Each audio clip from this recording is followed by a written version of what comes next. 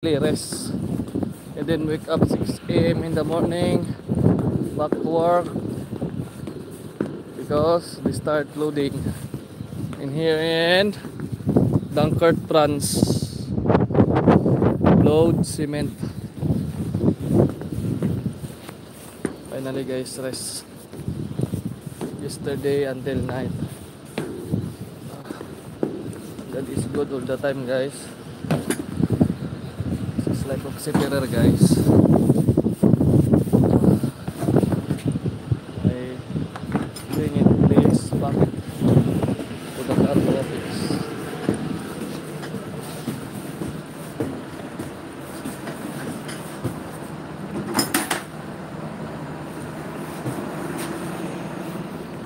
I will close the door and put the doorbell. I sleep for almost 3 hours. Hopefully after this relax and then sleep, but suddenly I cannot sleep very fast. I wanna go home. Counting guys. I wanna go home. I'm so tired.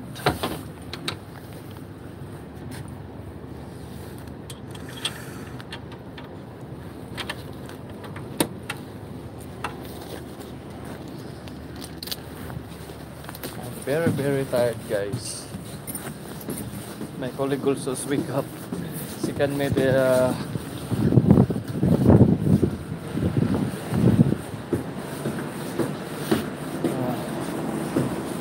plenty shit. Wait. What this sucks there.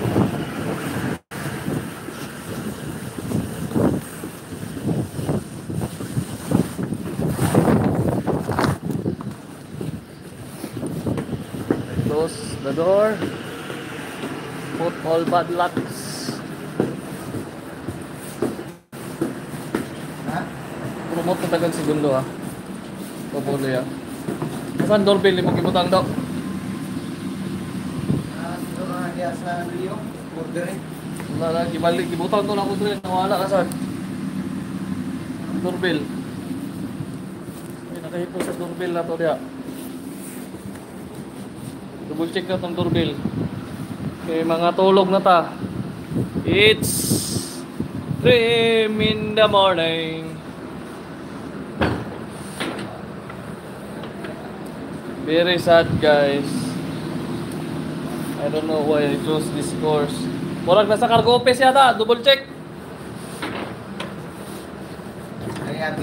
For almost 10 years.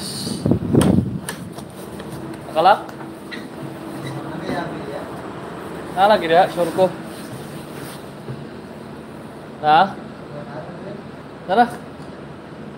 Lock na. Bye. Happy long hair. Long hair, but I cut my this side only. 7.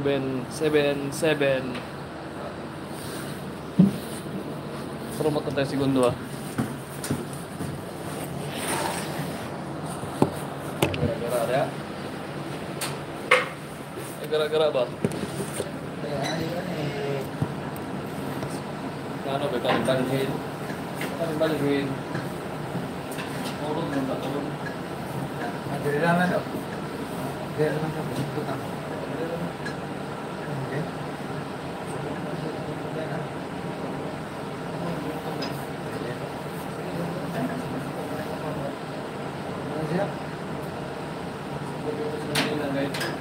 Pukul na, pukul-pukul. Hindi ko ako pa rin ang pukul.